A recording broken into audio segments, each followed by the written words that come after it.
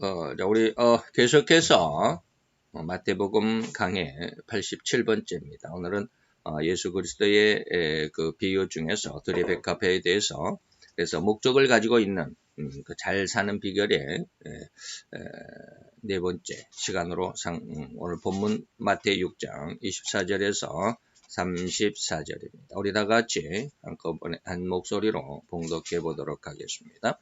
한 사람이 두 주인을 섬기지 못할 것이니 혹 이를 미워하며 저를 사랑하거나 혹 이를 중히 여기며 저를 경히 여김이라. 너희가 하나님과 재물을 겸하여 섬기지 못하느니라. 그러므로 내가 너희에게 이르노니 목숨을 위하여 무엇을 먹을까 무엇을 마실까 몸을 위하여 무엇을 입을까 염려하지 말라. 목숨이 음식보다 중하지 아니하며 몸이 의복보다 중하지 아니하냐. 공중의 새를 보라. 심지도 않고 거두지도 않고 창고에 모아들이지도 아니하되 너희 천부께서 기르시나니 너희는 이것들보다 귀하지 아니하냐. 너희 중에 누가 염려함으로 그 길을 한 자나 더할 수 있느냐. 또 너희가 어찌 의복을 위하여 염려하느냐. 들의 백합화가 어떻게 자라는가 생각하여 보라. 수고도 아니하고 길쌈도 아니하노니라. 그러나 내가 너희에게 말하노니 솔로몬의 모든 영광으로도 입은 것이 이 꽃 하나만 갖지 못하였느니라. 오늘 있다가 내일 아궁이에 던지우는 들풀도 하나님이 이렇게 입히시거든 하물며 너희일까 보냐. 믿음이 적은 자들아. 그러므로 염려하여 이르기를 무엇을 먹을까 무엇을 마실까 무엇을 입을까 하지 말라. 이는 다 이방인들이 구하는 것이라. 너희 천부께서 이 모든 것이 너희에게 있어야 할 줄을 아시느니라. 너희는 먼저 그의 나라와 그의 의를 구하라. 그리하면 이 모든 것을 너희에게 도하시리라. 그러므로 내일 일을 위하여 염려하지 말라. 내일 일은 내일 염려할 것이요 한날 괴로움은 그 날에 족하니라. 아멘. 자, 오늘 이 말씀을 가지고 우리는 백합화를 우리가 지난 시간에는 예수님께서 우리의 그 삶의 모습이 정말 목적이 있어야 되고 그 목적은 가치가 있어야 된다. 그러면서 새에 대해서 비유를 했다. 새는 과연 어떠한 모습으로 살기에 하나님의 뜻을 이루었을까? 그 내용을 알아봤죠. 오늘 이제 들의 백합화를 통해서 들의 백합화는 과연 하나님이 어떻게 해서 기뻐하실까? 솔로몬의 의복보다도 더 귀하다라는 말은 무슨 뜻일까라고 하는 그런 내용을 생각해 보도록 합니다. 자, 이 말씀에 다시 말하면 솔로몬의 의복과 비교되는 말의 의미가 뭘까라고 하는 것이죠. 즉 우리가 지난 시간에 알아본 새를 비유하심과 오늘 들에 꽂힌 백합화를 비유하심의 공통점을 찾을 수 있습니까? 그것은 뭡니까? 여호와 하나님을 중심하는 삶, 그러한 인생이어야 한다라는 것이 바로 공통 본모이죠.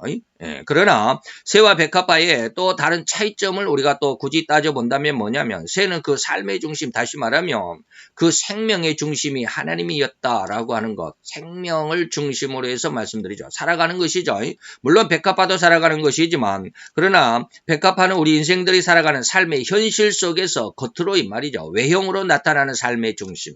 그러니까 새는 우리의 중심이었다고 한다면 우리의 외형적인 모습은 백합화로 예수님께서 비유해 주셨다. 새는 우리의 내면적인 것을 우리의 내면 전체가 하나님의 중심이 되어야 된다라는 것이었다고 한다면 백합화는 우리의 외형, 우리의 삶의 모습, 나타나는 모습, 세상에 살아가는 모습이라고 말할 수 있겠죠.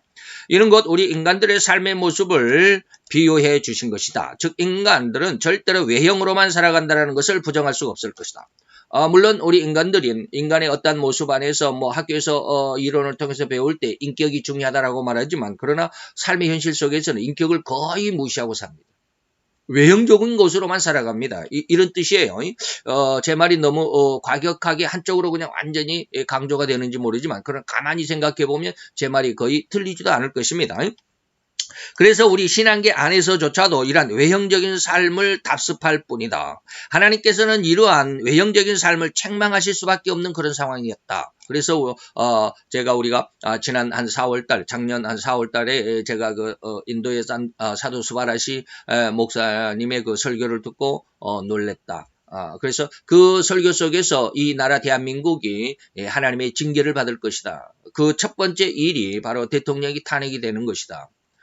그리고 너희들이 전심으로 기도하지 않으면 이 나라가 북한과 중국에 의해서 전란에 휩싸이게 될 것이다라는 그런 예언의 말씀을 듣고 굉장히 놀라고 회개를 했다라는 말씀을 드렸죠.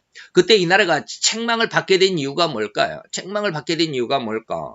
물론 정치 지도자들이 아주 썩어 있기 때문에 그렇다라고 말할 수도 있지만 거기에 비준해서 더 비중이 약하다고는 할 수 없어요. 더 강하면 강했지. 다시 말해 더 잘못을 했으면 했지 이 말이에요. 누가? 종교 지도자들이. 교회가 이 말이에요. 교회가 썩었고 교회가 부패했고 다시 말하면 오늘 말씀드리는 것처럼 교회가 이런 외형적인 삶을 답습해왔던 일들이 너무 길고 오래되었기 때문에 교회라고 다시 말하면 하나님이라고 하나님을 믿는다고 하나님을 찬양한다고 하나님 앞에 기도한다라고 하나님 앞에 영광을 돌린다라는 모습이 이 나라에 거의 70년이 이어져 왔지만 70년이 뭐예요? 이 나라가 해방이 되고 지금까지 70년이 지나서 이 말이에요. 이러한 70년 동안의 그런 모든 삶 속에서 하나님의 엄청난 축복을 주셨는데 이것을 뭐 했다? 까마귀처럼 배은망덕했다라고 하는 것이죠. 그래서 세상의 모습처럼 더 크고 더 웅장하게 이런 모습들이 나옵니다. 그 세상을 장악한 사단은 온 인류까지를 장악했다. 세상만 장악한 것이 아니라 사람들도 이 말이죠. 그래서 온통 하나님을 중심했던 생명까지라도 하나님을 중심한 그러한 삶에서 떠나도록 이 말이죠. 유혹한 괴계의 수계가 바로 사단이 아니던가 말이죠. 그래서 이러한 사단의 특성으로 유혹된 그 유혹에 장악된 인간들 역시 단 한 사람도 예외됨이 없이 외형적이고 남의 보이고자 하는 습성에서 결코 허리만큼도 벗어날 수 없는 삶을 살아왔을 뿐이다. 이런 세상적인 삶의 교회도 거기에 발을 한 발 얹었다 이 말입니다. 그래서 겉으로 드러나는 휘황찬란함과 웅장함, 거대함, 그리고 사라가 아니라 사람의 성공 여부를 무엇으로 가늠해요? 그 사람이 가지고 있는 재물, 그 사람이 가지고 있는 권세 이런 것으로 이 말이죠. 그러나 오늘 주님은 결코 그런 외형을 중시하지 않음을 경고하여 주신다라는 것입니다. 사무엘상 16장 7절 우리가 너무나도 잘 알죠. 사람은 외모를 보거니와 나 여호와는 뭘 본다? 중심을 본다. 사람의 그 인격 자체 하나님이 원래 주셨던 지정의의 그런 어떤 모습, 성부와 성자와 성령의 그 형상을 닮은 그런 마음을 얼마나 잘 보존하고 있느냐, 얼마나 또 뭐 보존이 아니죠. 이제 우리는 인간은 타락해 버렸으니까 그래서 얼마나 더 완벽하게 회복하느냐 이 말이죠. 회복이란 말을 많이 썼습니다. 이러한 하나님의 의도를 밝히 깨닫고 우리는 우리의 삶과 우리의 신앙의 중심을 정확하게 잡고 우리의 신앙을 키워가야 되겠다라는 것입니다. 근데 우리는 아직도 많은 설교, 거의 95% 이상이 그저 축복 설교잖아요. 뭐 힘들고 어려운 사업이 실패했으면 사업이 다시 성공하는 것, 사업이 다시 번성해서 돈을 많이 버는 것, 그래서 수입이 많아지고 11조도 많이 하고 그것을 성공이라고 생각하고 그것을 하나님의 축복이라고 생각하고 그것이 하나님의 은혜다라고만 생각하는. 하나님은 바로 그러한 외형적인 모습, 돈 많아서가, 돈을 많이 벌어서가 아니에요. 늘 말씀을 드리지만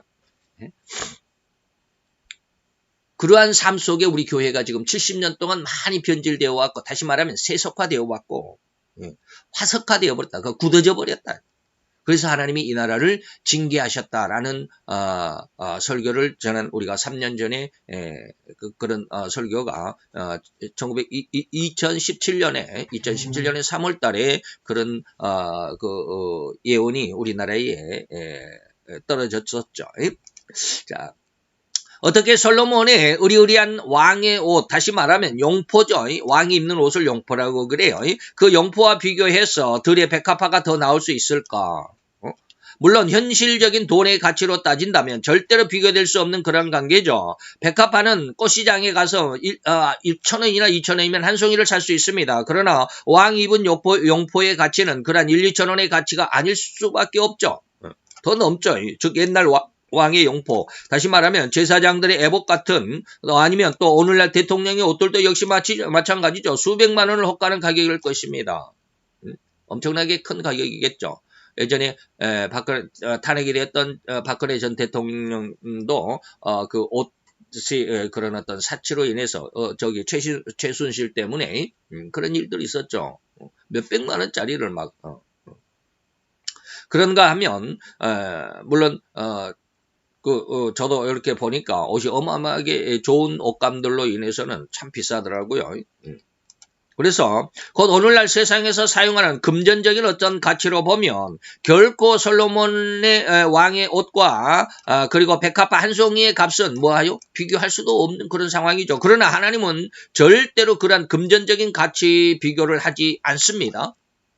금전적인 가치를 하지 않습니다. 왜냐하면 솔로몬의 옷이 아무리 의리의리했고 아무리 우아하고 아무리 최고의 패션과 어떤 디자인을 갖추고 그리고 또 엄청난 값비싼 그런 가치를 지녔다 할지라도 그 옷의 근본은 뭐요? 죄라는 것입니다. 무슨 말인지 이해가 얼른 되십니까? 아담과 하와가 하나님의 금하신 선악과를 따먹음으로부터 입었던, 다시 말하면 무화과 나뭇잎을 둘둘 말아서 치마를 대신해서 입었던, 그래서 그런 치마를 벗겨버리고 하나님이 의의 옷을 지어 입히셨죠. 양을 잡아서 그 가죽을 벗겨서 가죽으로 옷을 해 입혔다. 그 양은 예수 그리스도의 의의 옷입니다. 십자가에서 죽으신 대속, 그 대속의 피의 옷. 그래서 나중에 계시록에 가보면 하나님 천국의 나라에 엄청나게 많은 무리들, 그 사람 도대체 어떤 사람들이야? 라고 천사가 사도 요한에게 묻죠. 그러니까 사도 요한이 대답을 못했어요. 당신이 알잖아요. 그랬더니 뭐라고 그래요? 예수 그리스도의 피에, 어린 양의 피에 씻은 옷, 세마포를 입은 자들이다. 바로 그것이죠. 창세기부터 계시록까지 예수의 옷이 연결지어서 관통되어 있습니다. 그 하나님이 옷을 지어 입히셨습니다. 바로 그런 것이 현실적으로, 다시 말해 물질적으로 그 옷이 발전해서 오늘날 솔로몬이 입은 옷도 됐고 우리가 지금 입고 있는 이 옷도 근본적으로 완전히 근원적인 것을 보자면 바로 뭐였다? 죄였다라는 것입니다. 골로 솔로몬의 옷도 죄악의 열매요. 이에 반하여 들의 백합화는 어떻습니까? 하나님이 지으신 그대로의 그 순수함과 그 아름다운 그 모습, 자태, 그리고 그에게 있는 그 향기, 이런 것들 말이죠. 이런 것을 가지고 있으니 다시 말하면 죄악으로 물들지 않는 순수함, 그것, 그 자체. 이것이 바로 예수님은 바로 이 모습을 의미하고 솔로몬의 옷보다 백합화를 더욱 칭찬했던 것이다. 늘 말씀드렸던 것이죠. 그러면 우리가 여기에서 하나님은 무엇을 좋아하는지를 알아야 돼요. 크고 웅장하고 뭐 휘황찬란하고 의리의리하고 번쩍번쩍하고 이런 것들보다도 아주 깨끗한, 순결한 그 마음의 죄를 회개한 이 말이죠.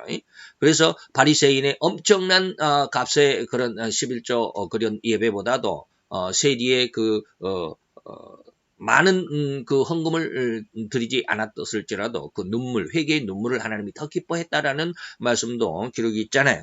이러한 성경 공부를 하는 부분에서 우리는 우리 신앙인들은 하나님의 성품을 하나 더 깨달은 귀한 기회로 삼아야 되겠죠. 다시 말하면 하나님은 어떤 하나님, 또 인간은 어떤 인간, 다시 말하면 하나님과 인간은 결코 다르다라는 것을 우리가 이해할 수 있어야 되죠. 이사야서 55장 8절로 11절까지가 그렇습니다. 하나님 9절에 보니까 하늘이 땅보다 높음같이 내 여호와의 길은 인간의 길보다 높고 그리고 여호와의 생각은 인간의 생각보다 높다. 비교할 수가 없다. 따라올 수가 없다. 그래서 이 하나님의 말씀은 여호와는 분명히 이렇게 말합니다. 내 입에서 나가는 말도 헛되이 내게로 돌아오지 헛되게 돌아오지 아니하고 반드시 하나님의 말씀이 단 한마디가 떨어졌다 할지라도 그 하나님의 말씀은 하나님의 뜻을 이루게 될 것이고 그리고 나의 명하여 보낸 일에 형통함으로 이루어지게 할 것이다 라는 말씀이 이사야서 55장입니다. 곧 하나님은 결코 인간과 달라서 그의 하시는 모든 일에 인간의 감성과 이성을 넘어선다는 것이니 또한 인간은 오로지 외형으로만 그 사람의 여부를 그 사람의 그 성공, 그 다음에 축복, 그리고 행복의 그 여부를 가늠할 뿐이니 그 사람의 가진 재물의 많음으로 인해서 재물을 가지지 못한 가난한 사람들을 억압하려는 의도일 뿐이다. 사람들의 성공 그리고 축복의 여부를 왜 그렇게 가늠하느냐? 자기보다 못 사는 사람들을 비아냥거리잖아요. 멸시하잖아요. 무시하잖아요. 외면하잖아요. 이런 그런 의도가 그 속에 깔려 있습니다. 제가 가끔 그런 말씀을 드리죠. 제가 성경을 13권, 16권을 공부하고 나니까 성경을 다 아는 것 같아요. 그래서 하나님 앞에 엄청 기도했습니다. 교회를 개척해 놓고 한 1년 이상을 기도했으면 하나님, 이렇게 하나님께서 제게 은혜의 진리를 주셨기 때문에 제가 성경을 그때 당시에 제가 뭐라고 했어요? 성경을 안 보고도 10년은 설교할 수 있겠다라는 그런 자신감이 있었어요. 물론 7년 동안 아주 그냥 성경도 없이, 물론 성경은 가지고는 있었지만 어떤 성경 구절 부분을 이렇게 딱 놓으면 그 성경 그냥 설교가 쭉 나왔었어요. 그런 어떤 깊이 생각해 보지도 않고 그래서 주일 설교가 한 5분에서 10분 아니면 다 작성이 될 정도로. 근데 그런 기간이 한 7년이 지났어요. 7년이 넘으니까 다음 주 설교 뭐 하지? 이런 생각이 처음 들었어요. 7년이 넘으니까. 그럴 정도로 성경에 이제 진리를 가지고 있었다라고 자신했던 저 자신이었기 때문에 하나님 앞에 그렇게 기도했죠. 하나님 이렇게 이제 진리도 주셨고 은혜도 주셔서 이제 교회를 개척했으니까 성도를 많이 보내주세요. 부흥해야 되겠습니다.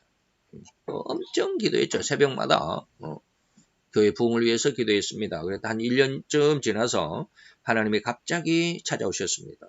너 교회 부흥하면 뭐 할래? 질문이 그거예요. 너 교회 부흥하면 뭐 할래?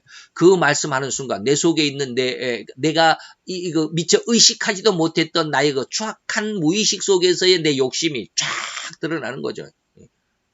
다 보이더라고요. 그것 때문에 제가 이제 막 쥐구멍을 찾을 정도로 사람이 쥐구멍을 찾는다는 게 이런 기분이구나 할 정도로 정말 하나님 앞에 부끄러웠어요. 내 마음속에 뭐가 있었을까? 시찰에 나가고 노예에 나가서 이제 조그마한 큰 교회 목사님들은 그러지 않겠지만, 이제 조그마한 목사님들은, 이제 개척한 지 얼마 안 된 목사님들은 만나서 그렇습니다. 교회 개척한 지 얼마나 됐습니까? 모이는 성도는 얼마나 됩니까? 뭐 이런 거 자주 물어보자. 그러면 뭐 하려고 그래요? 나는 하나님의 은혜로 교회를 개척한 지 1년밖에 안 됐는데, 지금 성도가 50명입니다. 성도가 100명입니다. 순전히 하나님의 축복입니다. 라고 이렇게 말하고는 있지만, 그렇게 말하는 내 이면 속에 나를 하나님이 보게 하신 거예요. 내가 미처 의식하지도 못했던, 생각하지도 못했던 그런 내 무의식 속에서 내 욕망이 뭐라고 그래요? 나는 이만한 사람이야. 나 이만한 능력 있는 사람이야. 나 자신을 그렇게 드러내고 있더라고. 그것을 하나님이 보여주신 거예요. 그래서 정말 부끄러웠어요. 그리고 그 뒤로부터 건 한 10년은 교회 부흥을 위해서 기도 단 한 번도 해본 적이 없어요. 너무 부끄러웠어요. 오로지 내가 하나님 앞에 온전한 모습이 무엇인지를 찾아가기를 원했고, 그러다 보니까 어느 순간에 그 영이라는 걸 알게 됐고, 영성이 무엇인지를 알게 됐고, 그것을 위해서 지금 또한 그 이후로도 지금 뭐 한 16년, 17년, 거의 한 20년 가까이를 지금 영이 무엇인지를 알기 위해서 엄청 고심하고 기도하고 성경을 읽고 그랬습니다. 요즘에 하나님이 보여주신 게 있습니다. 하나님의 뜻이 무엇인 줄 알게 됐어요. 나중에 계속해서 제가 말씀드리는 그런 어떤 설교 속에 한마디 한마디가 하나님의 뜻을 알고 있기 때문에 이제는 담대하게 말하는 겁니다. 이렇게 내가 이렇게 성공했다, 내가 이렇게 돈을 많이 벌었다, 내가 이렇게 높은 지위에 올랐다라고 하는 그런 어떤 자신감, 이것이 하나님의 축복이라고, 하나님의 내게 주신 은혜라고, 하나님의 역사하심이라고 이렇게 말하고 있는 그 속에 내 이면에 내가 미처 생각하지도 못했던 내 욕망의 그림자는 뭐라고 그래요? 다른 사람을 멸시하는 거예요. 나 이만하게 성공한 사람이야. 그잖아요. 차를 타고 가더라도 나는 내가 그냥 외제 타고 차를 타고 쭉 지나간다. 그러면 옆에서 티코가 지나간다. 요즘에 티코는 없지만 티코가 지나간다. 그러면은 괜히 어깨가 으쓱하잖아요. 나 이런 차 타고 다녀. 이게 내 마음속에, 인간의 무의식 속에 들어있는 거예요. 하나님은 이걸 지적하시는 것입니다. 그리고 권력을 가짐으로 인해서 권력이 없는 피지배인들을 더욱 강력하게 속이면서 과도한 압력과 압박을 가하여, 그리고 오히려 그것으로 인해서 자기들만의 유익과 자기들의 배만 불리는 그러한 일들이 아니던가. 오늘날 조국 사태가 바로 그런 일이고, 백오늘 사태가 그런 일이고, 하나님께서 올해 안에 분명히 이 나라에 무엇인가를 일으키겠다고 저에게 하신 약속입니다. 다른 사람에게 한 것이 아니라 저에게 하신 약속입니다. 물론 제가 틀릴 수도 있지만 저는 맞을 거라고 봅니다. 왜? 지금까지 하나님의 역사가 3년을 통해서 이루어져 왔기 때문에, 그것을 위해서 기도할 때 하나님이 거기에 대한 응답을 주셨기 때문에 저는 이루어질 거라고 믿습니다. 다른 사람들은 4월 15일 총선이라고 생각하는데, 물론 그것일 수도 있지만 저는 그것이 아닐 수도 있다고 생각합니다. 왜? 하나님이 하시니까. 이러한 삶이 더럽고 추악한 죄인일 수밖에 없는 존재들의 존재드릴 수밖에 없는 그것이나 결코 여호와 하나님은 이러한 외형이나 사람이 개인적으로 가진 어떤 재물의 많고 적음에 의해서 그 사람을 대우하심이 아니라는 것 우리는 명확하게 알아야 됩니다. 하나님의 마음을 알아야 돼요. 그래야 우리의 신앙이 올바를 거 아니에요. 야, 하나님이 우리를 부자 되게 하신다? 그럼 하나님이 그냥 부자를 부르시지 왜 가난한 나를 부르셔요? 그죠? 힘들잖아요. 내가 부자가 되려고 하면. 하나님 나를 막 도와줘야 되니까 얼마나 힘들겠어요. 그냥 부자를 부르면 하나님은 그렇게 힘들지 않아도 부자를 통해서 하나님의 역사를 이루어 가시겠죠. 근데 하나님은 그렇게 하시지 않습니다. 재물의 다수에 의해서 하나님은 대우하시는 것이 아니라는 것을 우리는 알아야 됩니다. 지위의 고하를 막론하고 하나님은 우리를 대우하신다는 것을 이해를 할 수 있어야 된다 이 말입니다. 오로지 여호와의 인간을 가늠하는 여부는 그 사람의 인격이 말입니다. 인격이라는 말이죠. 그 사람이 그 마음의 청결함, 그 마음이 얼마나 죄에서 회개를 많이 했고 얼마나 회개를 함으로 인해서 얼마나 더 깨끗해졌는가 하는 이런 청결함, 그 여부를 가지고 하나님은 진단할 뿐이다. 이걸 기억해야죠. 그래서 새나 그리고 들의 백합화는 오로지 여호와 하나님의 처음 창조하신 그대로의 성품을 간직하고 있었기 때문에 하나님이 더욱 귀하게 여기셨다라는 것입니다. 귀하게 값을 주셨다 이 말이죠. 인간은 비록 하나님의 형상과 모양을 닮아서 다른 어떤 모든 동식물보다도 더 귀하게 창조되었음에도 불구하고 죄악의 유혹에 의해서 본연의 모습, 다시 말하면 하나님이 원래 죄가 없는 아담과 하와 그 인간의 모습을 주셨는데 그 본연의 모습에서 너무도 멀리 떠나갔다. 어떻게 떠나갔어요? 죄로 물들었기 때문에 이 말이에요. 더 죄악 가운데 있고 더 큰 죄악을 짓고 사는, 더 멀리 가는 거죠. 그리고 죄의 수장인 사단에게 장악되었기 때문에 하나님은 그러한 죄에 장악되어 버린 죄인들을 결코 연락하시지 않는다라는 것을 깨달을 수 있어야 우리가 성경 공부하는 진정한 의도, 의미 그리고 정확한 진리의 길이다라는 것입니다. 그러나 다음엔 바로 그 백합화보다 더 나은 옷을 예수님이 말씀하셨습니다. 솔로몬의 옷보다 백합화가 더 귀하다. 근데 그 귀하다고 말씀했던 백합화보다 오히려 더 좋은 옷이 있다 이 말입니다. 더 나은 옷을 말씀하셨으니 이 옷이 무슨 옷입니까? 예수 그리스도로 말미암아 주어진 옷입니다. 다시 말하면 그 무화과 나뭇잎으로 치마를 해입었던 아담과 하와의 치마를 벗겨버리시고 뭘 해입혔다? 양을 잡아서 그 가죽으로 옷을 해입혔다. 백합화보다도 나은 옷을 말씀하시는 것이죠. 다시 말하면 십자가에서 우리의 모든 죄를 대신하여 죽으시고 의의 옷을 우리에게 주시었으니 이것이 바로 예수님의 십자가에서 흘리신 보혈에 씻긴 옷이다 라고 하는 것입니다. 그 무엇보다도 더욱 귀한 옷이 될 것입니다. 자, 갈라디아서 3장 27절에 분명하게 말씀하십니다. 그리스도와 합하여 세례를 얻은 자, 예수 그리스도 안에 있는 자, 보혈에 씻긴 자는 뭐요? 그리스도의 옷을 입었다. 그리스도로 말미암은 옷을 입었다 그랬죠. 계시록 7장 14절에 보니까 아까 말씀드렸습니다. 사도 요한에게 천사들이 엄청난 하늘에 있는 그 엄청난 무리들을 보고 저 사람들이 누구냐라고 물었어요. 그러니까 사도 요한이 내가 가로되 내 주에 천사에게 말하는 거죠. 당신이 알지 않습니까? 그러니까 천사 그가 가로되 이는 큰 환난에서 나오는 자들인데 이 사람들은 어떤 옷을 입었어요? 어린 양의 피에 그 옷을 씻어 희게 하였느니라. 하얀 세마포, 피에 씻긴 하얀 세마포옷을 입었다. 이 옷이 누구요? 바로 예수님의 십자가에 흘리신 보혈로 말미암아 씻겨진 옷이다 라는 것이죠. 그 정결함과 불결함의 차이가 무엇일까 아십니까? 그 차이는 통치와 피통치, 다시 말하면 지배와 피지배의 관계입니다. 거룩함이라고 하는 것, 정결함이라고 하는 것, 결코 허리만큼의 죄나 죄의 그늘조차도 없는 그런 상황. 너무도 깨끗하여 모든 것에 무엇이 없다? 거칠 것이 없다. 죄가 없으면 거칠 것이 없죠. 넌 당당한데. 반대로 추악함이라고, 더러움이라고, 불결함이라고 하는 것은 무엇일까? 이것은 모든 것에서 자유로울 수가 없는 것이 불결이에요. 자유로울 수가 없어요. 어떤 상황에서라도 자신 있게 발언도 하고 행동도 할 수 없는 죄인일 수밖에 없는 것이다. 근데 너무 철면피한 사람은 자기가 죄인임에도 불구하고 너무 당당하게 이야기하는 그런 어떤 사람들도 있죠.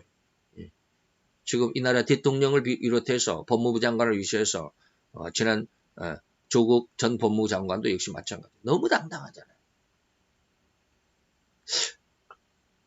제가 그런 모습을 하도 기도하니까 하나님이 그렇게 알려주시더라고요. 저가 사단에게 큰 말하는 입을 받았다. 계시록 13장에 나오죠. 예. 저가 사단에게 큰 말하는 입, 참남된 말을 하는 입을 선물 받았다. 예. 하나님 참 이상한 것도 많이 가르쳐줘요. 예.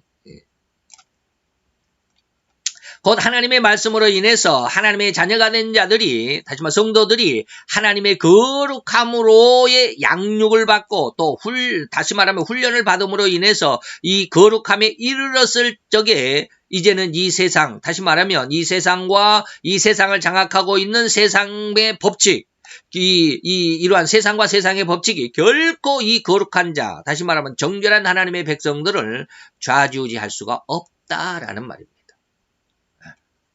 저는 아직 여기까지 이러한 거룩함에 영성인이라고 제가 늘 말하는 그 영성인의 그 경지에 아직 이르지 못했기 때문에, 그러나 그것을 하나님은 보기는 하셨어요. 많이 들여다보게 하셨어요. 그래서 이런 말을 할 수 있어요. 그런데 아직은 현실은 제 자체는 영성인에 아직 완성되어 성숙해 있지를 못합니다. 그러니까 세상 속에 많이 흔들려요. 돈도 있어야 되겠고, 뭣도 있어야 되겠고, 저도 집이 너무 좁으니까 때로는 집을 청소하면서, 교회가 없으니까 집을 청소하면서 예배 처소를 이렇게 청소를 하면서 준비를 하면서 굉장히 짜증날 때도 있어요. 나는 왜 교회도 없어가지고 이 좁은 거실을 이렇게 맨 주마다 청소해야 되고, 막 그런 짜증도 없지 않아 있어요. 돈이 있으면 좀 좋겠다. 번듯하게 교회도 조금, 저는 크게는 하지 않을 겁니다. 왜? 저는 교회는 크게 하지 않고 50명에서 한 100명 정도만 할 겁니다. 그리고 옆에 아주 그 크기만큼의 사무실을 둘 겁니다. 그게 뭐예요? 유튜브를 하기 위해서. 유튜브에 관심이 없으면 그런 생각도 안 하겠지만 하나님의 말씀을 빨리 세상 앞에 전해야 되겠다. 이번에 추미애 법무장관이 검찰의 인사를 단행했을 때 그 안타까운 마음을 하나님 앞에 기도하고 있었어요. 하나님이 이 나라가 이제 법으로 장악하는 그러한 시대가, 그러한 나라가 됐습니다. 이것은 뭡니까? 곧 공산정권으로 나가는 독재의 출발점입니다. 그런 느낌이 왔어요. 그렇게 기도하니까 하나님이 그런 어떤 그 비유를 주셨어요. 이세벨이다. 기가 막히죠. 왕이 하지 못한 일을 왕비가 해냈어요. 하나님이 그거 알려주시니까, 이야, 이거 너무 적합한 비유네. 왕이 하지 못한 일을 그 아내의 왕비 이세벨이 이루어냈어요. 지금 대통령이 하지 못한 일을, 물론 왕비는 아니지만, 그 대통령의 부인은 아니지만, 법무장관이 해내잖아요. 근데 결말은 제가 말씀드리지 않겠습니다. 물론 제 일기 속에는 결말까지 다 들어있어요. 근데 여러분들이 성경을 한번 읽어보세요. 결말이 어떻게 비참한지. 근데 한 가지, 저는 그 결말까지 하나님 앞에 기도했어요. 이렇게 될 것입니다. 이렇게 돼야 합니다. 너무 아주 참담하고 너무 비참하거든요. 그 이세벨의 마지막이. 성경을 읽어본 사람은 지금 생각을 할 수 있을 겁니다. 근데 그렇게 되도록 해달라고 기도했어요. 그런데 자신감 있게 기도했어요. 그래서 어느 날 왜 나는 이전에는 이런 생각이 들까? 이런 어떤 기도를 하게 되면, 야 목사가 왜 이렇게 뭐랄까, 사람들을 왜 저주하는 기도를 그렇게 해? 굉장히 위축이 됐어요. 그런 기도를 하면 안 될 줄 알고, 그런 기도를 하면서도 조국 전 법무장관을 위해서가 아니지. 물론 위해서지. 그것을 망하도록 하기 위해서, 하나님의 징계를 받도록 하기 위해서 기도를 했으니까. 조국 장관을 위해서 기도할 때까지만 해도 마음에 많이 빚이 있었어요. 내가 이렇게 목사로서 아무리 저 사람이 내 마음에 안 맞는다 할지라도 저 사람을 이렇게 저주하고 저 사람을 이렇게 아주 참담하게 하나님의 징계와 징벌을 받도록 이런 기도를 하는 게 옳은가?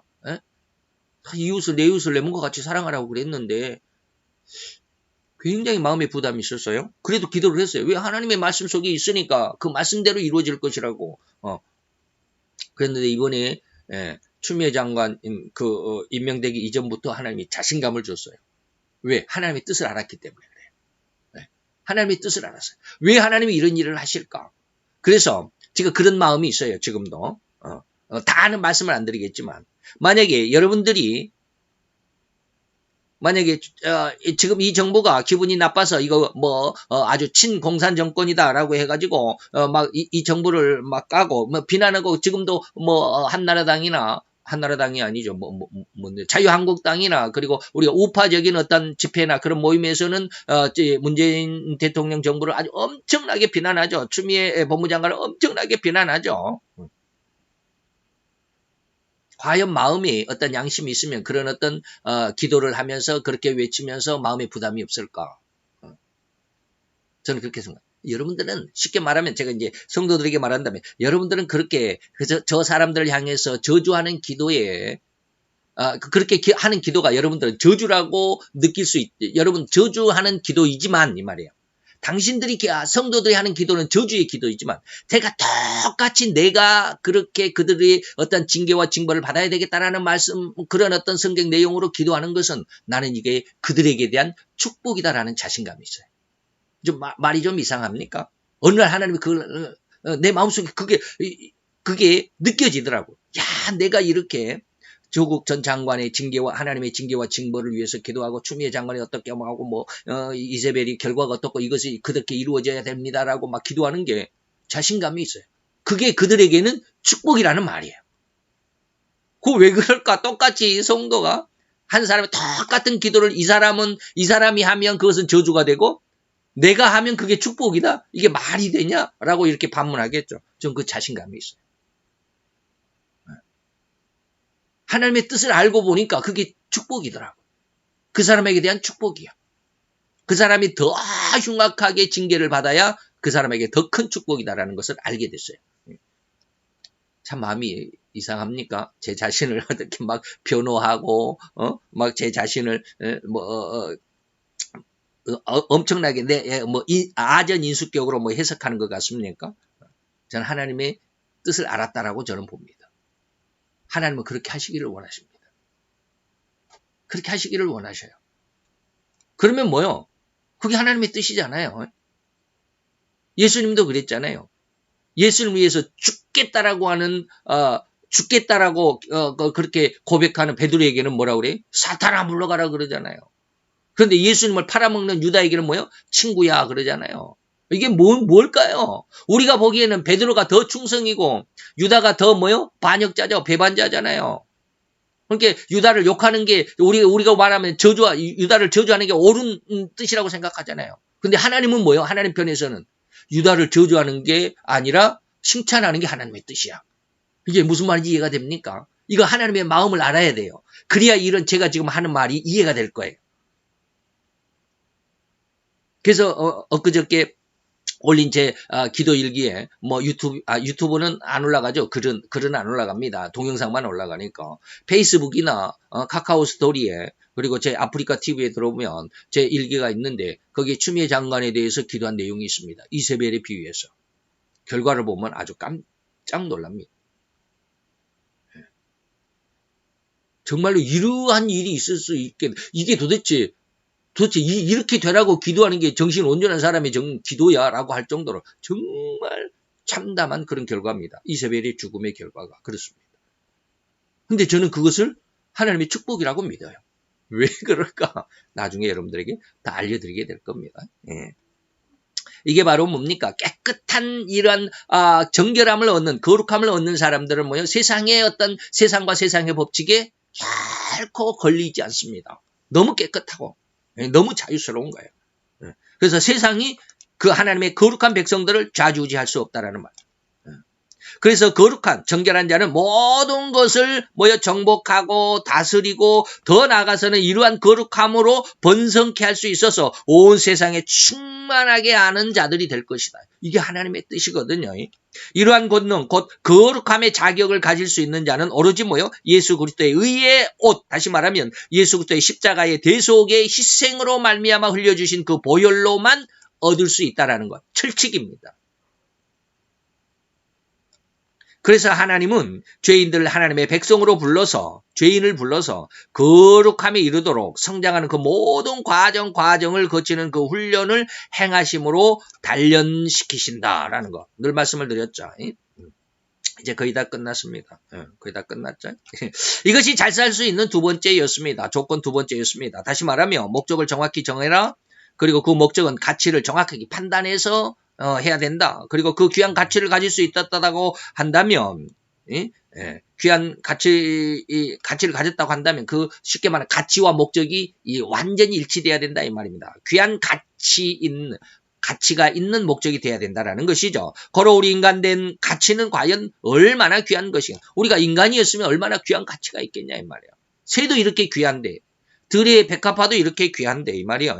하나님이 새들도 먹이셨는데 들의 백합화도 입히셨는데 하물며 만물의 영장이라고 그래서 하나님의 모양과 형상을 닮아서 만들어 놓은 인간들인데 어찌 하나님이 그대로 내버리시겠는가 이 말입니다. 하나님을 섬기는 목적을 정하면 그는 진실로 잘 살아갈 수 있다라는 결론이죠.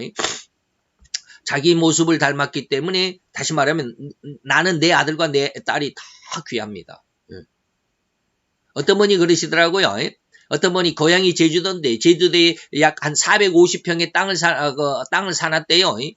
아주 쉽게 말하면 아주 맹지 중에 맹지 뭐 누가 거들떠도 안 보는 땅인데 그냥 450평을 사놨대요. 그냥 사놨대요. 그래가지고 뭐 10몇 년인가가 흘렀대요.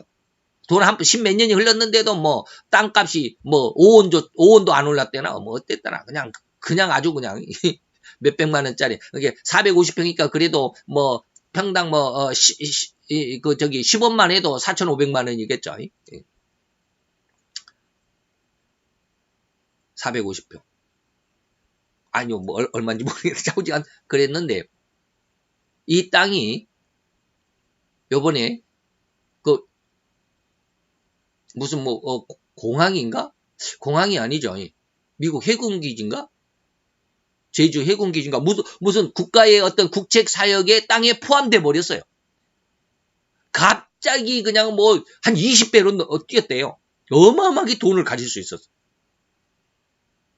근데 그 둘째 딸이 있는데, 둘째 딸이 무엇을 했는지, 배포가 큰지 어쩌지 작은지는 잘 모르지만, 돈을 막 사채를 빌려다가 사업을 시작했는데, 쫄딱 망한 거예요.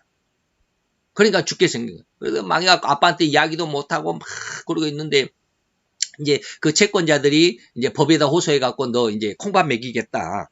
법에다가 이제 호소해갖고 콩밥 먹이겠다. 라고 그냥 자꾸 오니까 이 많은 돈을 자기가 혼자 어떻게 감당을 못하니까 그 땅을 이분이 그 아빠가 땅을 사면서 그 이름을 자기 이름 앞으로 해놓은 게 아니라 둘째 딸 앞으로 해놨대요. 이게 뭐 별로 쓸모도 없으니까 얼마 되지도 않으니까. 둘째 딸 앞으로 해놨는데 그게 갑자기 땅이 수용이 돼갖고 어마어마한 가치 뭐 45억인가로 됐대요. 그래 놓으니까 자기 아빠도 모르게 내 땅이니까 그걸 팔아버린 거예요. 그래가지고 그 빚을 다 갚았다. 다 갚고 나서 아빠한테 핸드폰으로 아주 장문의 편지를 보냈대요. 내가 이렇게 죽게 생겨서 이렇게 팔았습니다. 아빠 용서해 주세요. 그러니까 아빠는 뭐요? 속에는 지금도 쓰리고 지금도 그 땅이 아깝지만 그래도 딸을 살렸다라는 위안을 삼고 있다. 그렇게 말씀하시더라고요. 제가 왜 이야기를 하느냐? 부모는 자식을 사랑한다 이 말이에요. 예. 하나님은 하나님의 모양과 형상을 닮은 자들을 만드셨습니다. 그게 바로 인간입니다.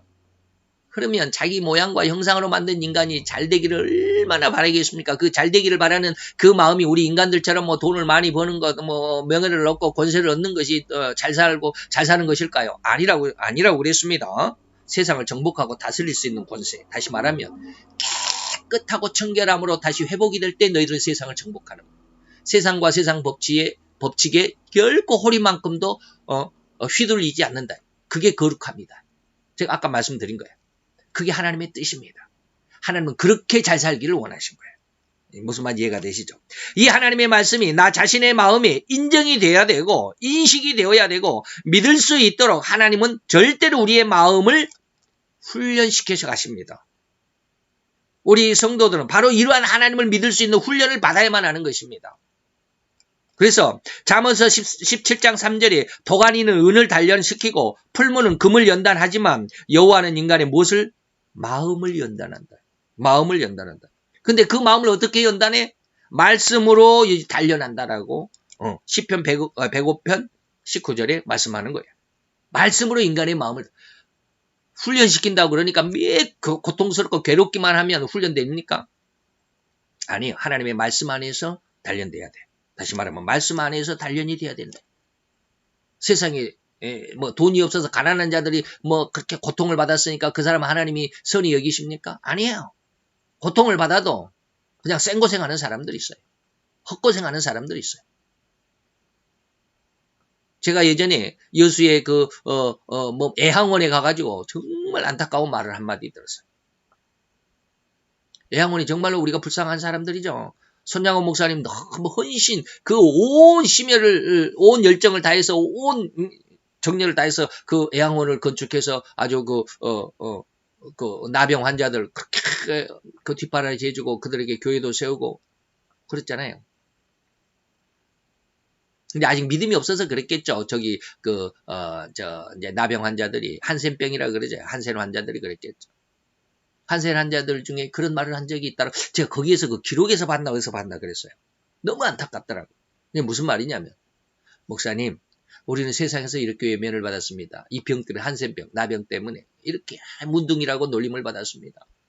이렇게 세상에서 이렇게 핍박을 받고 놀림을 받고 멸시를 당하고 조롱을 당했으니까 천국에 가면 제일 큰 상급 받겠죠? 라는 질문을 했다라는 거예요. 그 말을 듣고 너무 가슴이 아팠어요. 세상에서 고통받는다고 다 하나님이 그 사람을 사랑하는 게 아니에요. 헛고생일 수 있어요. 그러나 헛고생이 아니라 진짜 참된 고통이 무엇인 줄 알아야 돼. 그게 뭐예요? 말씀 안에서 단련을 받는 거예요. 말씀 안에서 마음을 단련을 받는 거예요. 예. 그래서 하나님이 뭐예요? 그렇게 말씀으로 그 사람을 뭐해? 연단하실 때 이것을 바로 예레미야 10장 18절의 의미를 정확하게 알면 아까 제가 말씀드렸듯이 그런 모든 제 기도가 하나님의 축복이라는 것을 알게 됐다라는 말씀이 바로 이 말씀이에요.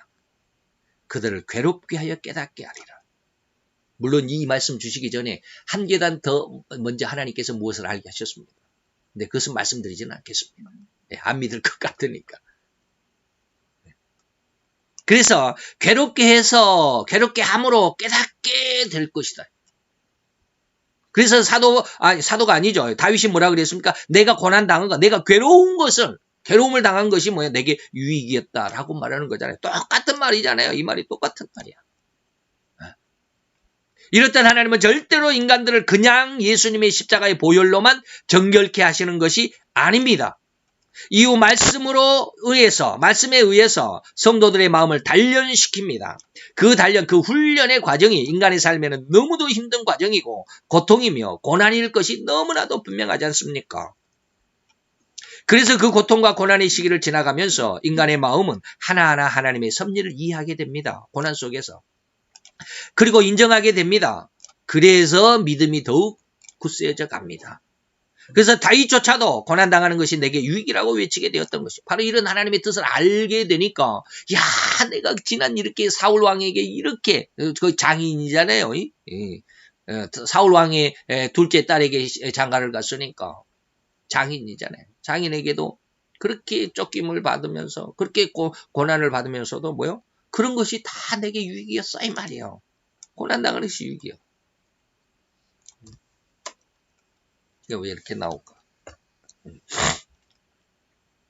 그러한 고난 과정에서 하나님의 마음을 이해하게 되고 하나님의 섭리를 이해하게 되고 깨닫게 되었다라고 고백하는 그런 과정이 성도들에게 반드시 있어야 됩니다. 그래서 고난이 유익이야. 왜? 그렇게 괴롭게 함으로 인해서 그들이 깨닫게 된다 이 말이에요. 이 말이 고난을 당해서 내가 참 유익이었어. 왜? 내가 주의 율례를 배우게 되었어. 이게 뭐요? 깨닫게 된다라는 말이잖아요. 네? 자, 하나님의 섭리를 이해하고 깨닫게 되었다고 고백하지 않았는가? 하나님의 방법을 결코 외면하지 마십시오. 고난과 고통을 피하지 마십시오. 하나님의 뜻대로의 고난과 고통은 그만큼 성도 여러분을 하나님이 사랑하신다라는 하나님의 의도입니다. 하나님의 주관하심이 있다라고 하는 걸 믿으셔야 합니다. 그래서 히브리서 12장 8절에 그렇습니다. 이러한 징계, 고난은 다 세상 사람들이 받아. 그러나 헛고생하는 사람들이 또 많아요. 징계는 모든 사람이 다 받지만 성도에게도 이 징계가 있어요. 반드시 고난이 있어요. 너희에게 이 고난이 없으면 너희들은 사생자일 뿐이야. 헛고생일 뿐이야. 너희들은 참 아들이 아니야. 참 아들이 아니면 뭐요? 사단의 아들이죠. 사단의 아들이 있습니까? 예수님이 그랬잖아요. 요한복음에. 너희 순전히 거짓말하는 너희들은 가만히 보니까 너희들이 아비가 누구요? 마귀더라. 너희들은 그렇게 쉽게 말하면 그 말이 다른 말로 하면 너희들은 마귀 자식이네 이 말이에요.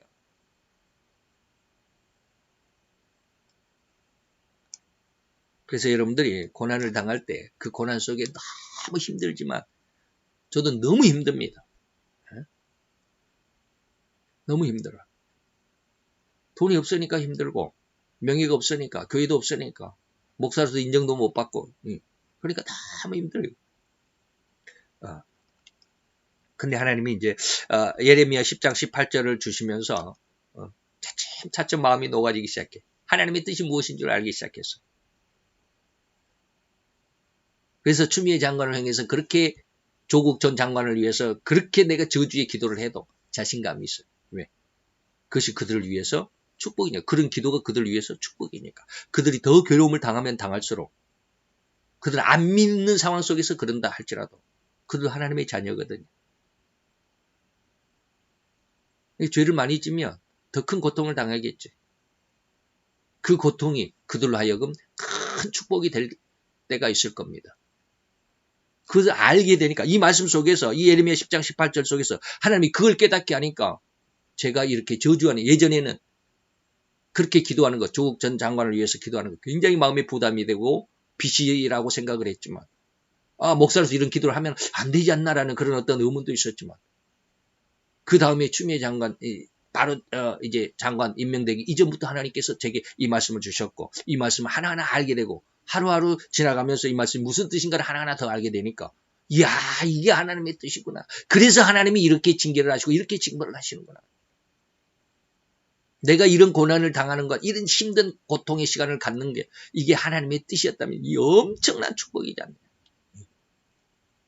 왜? 하나님이 나를 괴롭게 하면 할수록 나는 무엇을 깨달아? 하나님의 마음을 깨닫게 된다. 나의 주의 윤례를 배우게 된다. 그래서 이런 고난이 없으면 너희들은 그냥 헛고생이야. 사생자야. 버려진 아들이자. 진짜 참 아들은 뭐요? 이런 징계를 다 받는 거야. 이런 은혜 가운데서 오늘 백합화가 어떻게 하나님 앞에 참 기쁨이 되는지 외형적인 삶이 아니라 내면의 삶을 우리가 지난 시간 새에 대한 모습처럼 내 생명을 하나님 앞에 맡겨놓은 것처럼 오늘 백합화처럼 우리의 외형적인 어떤 삶이 아니라 내 외형적인 삶조차도 하나님 중심으로 하나님이 어떻게 우리를 훈련시키고 가는지를 잘 이해할 수 있다면 우리가 참 하나님 앞에 아름다운 신앙으로 이 굳건한 튼실한 신앙으로 성장해 가리라고 믿습니다. 기도합시다. 할렐루야. 주님 여호와 여호와의 하나님 아버지여 도우시고 은혜와 사랑으로 역사하여 주옵소서. 주의 영광의 빛이 우리 가운데 주의 은혜의 빛이 우리 가운데 있어서 우리로 참 하나님의 뜻을 깨닫고 그 안에서 즐거워하며 기뻐하며 찬양하는 것이 우리의 신앙이 되고 우리의 삶이 되기까지 주의 우리를 인도하시고 역사하여 주시옵소서. 주의 영광의 빛이 우리 가운데 함께 하심을 믿고 오늘도 주의 크신 은혜와 온정이 우리 가운데 우리의 마음의 변화를 그리고 우리의 신앙의 성장함의 그 양육의 손길이었음을 믿고 감사를 드리며 예수 그리스도의 이름으로 기도하여 싸움나이다. 아멘.